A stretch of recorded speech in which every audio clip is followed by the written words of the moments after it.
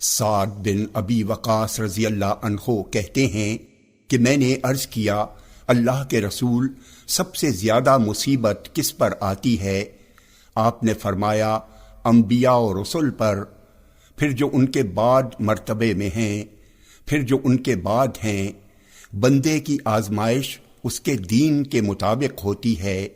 اگر بندہ اپنے دین میں سخت ہے تو اس کی مصیبت بھی سخت ہوتی ہے، اور اگر وہ اپنے دین میں نرم ہوتا ہے تو اس کے دین کے مطابق مصیبت بھی ہوتی ہے۔ پھر مصیبت بندے کے ساتھ ہمیشہ رہتی ہے، یہاں تک کہ بندہ روئے زمین پر اس حال میں چلتا ہے کہ اس پر کوئی گناہ نہیں ہوتا۔ جامع ترمذی حدیث نمبر 2398۔ یہ حدیث حسن صحیح ہے۔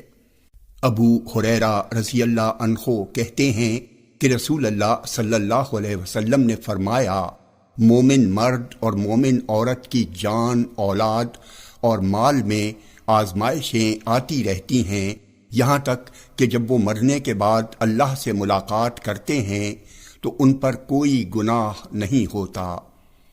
جامع ترمذی حدیث نمبر 2399۔